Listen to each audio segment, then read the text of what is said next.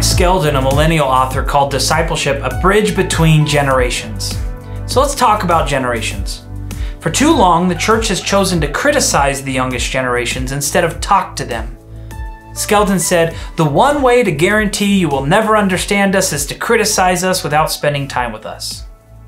If we will take the time to get to know the generations of the future, we will see that there's many signs that they are eager to become part of a mission that will give meaning and purpose. Right now, the youngest generation alive is not millennials, it's Generation Z. Actually, a new generation is being born, but it hasn't been named yet. The reality is that there is a lot about the current form of American evangelism that repels Generation Z. And that's a problem because it's a generation that is now a quarter of our population. They can tell that the church's swagger doesn't reflect the servant leadership and hospitable grace of the God that we say we follow. And to Generation Z, that disconnect looks a lot like hypocrisy. The battle cry of many of the loudest Christians has focused more on the things about pre-Christians that annoy Christians instead of on the ways that we can love lost people. Is it any wonder that we are seen as judgmental hypocrites? They feel rejected by us, so they respond with rejecting us. We have a habit of criticizing culture while we talk about loving lost people. But those lost people are the culture that we're so viciously attacking. There is a disconnect here. We can't make friends in the community the way Paul did until we stop attacking the community. We can't wage a culture war with people we're trying to reach. And this is why we're experiencing a reproduction crisis. We aren't handing our faith off to the next generations. We're judging them. So I'd like to spend some time talking about some reasons that we have to be optimistic about the youngest generations. Specifically, we're going to talk about how incredibly receptive Generation Z would be to a gospel message that is full of grace and truth. MTV asked Generation Z what they would want to be called, what their generation should be called, and they came up with the self-important name, The Founders, as in needing to found a new world, rescuing it from the sins of the past.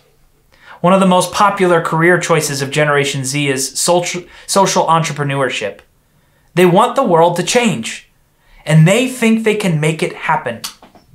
Optimists are the best entrepreneurs, largely because they are inspiring communicators who rally people to a better future, and Generation Z is full of them. That's why the founders of the youngest generations will be drawn to an optimistic church.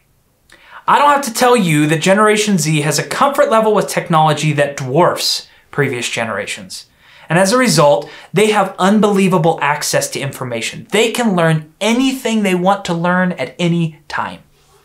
But they don't have the wisdom that it takes to apply that information to their lives in a healthy way. And that's a wide open front door for the church. It won't help to simply criticize the Kardashians. We have to interpret the Kardashians for young people. We have to prioritize things that will keep Gen Z connected to the church, like community involvement, serving opportunities, emotionally impactful environments, and mentorship. If we want to know what the church of the future should focus on in the future, we should ask ourselves, what does the church provide for people that podcasts don't? Generation Z is realizing, and they will increasingly realize, that they can't get everything they are looking for online. In fact, Gen Z recognizes the flaw in the millennial preference for online interaction. And only 15% of Gen Z prefer to interact with their friends online. And even when they do interact online, they use face-to-face options like FaceTime. They are reversing the trend of physical disconnectedness that has become so prevalent in our society. And the church should celebrate them for that and use it to connect to them. The church has to provide the wisdom that they need to interpret all of that information that they have, because they are desperate for role models. A staggering 75% of Generation Z kids say that they are looking for a mentor. because their parents failed to mentor them. And it's not because their parents don't love them. It's because their parents were repeatedly warned not to be helicopter parents. So they gave their kids unprecedented amounts of freedom and independence, thinking that they were doing what their kids needed. Generation Z is now leaderless. They have access to more knowledge content than any other generation in human history, but they lack the discernment needed to wisely apply that knowledge to their lives. The church isn't losing Generation Z because they weighed the claims of Christianity and rejected them. The church is losing Generation Z because Generation Z is ignorant of the claims of Christianity. They think they don't need to have knowledge of spiritual things because they have knowledge of everything else on their devices. They don't know that Christianity matters and could matter to them. They don't know about how Christianity has generated incredible good around the world. That means we have an opportunity to introduce a new kind of Christianity that reflects the intentions of Christ.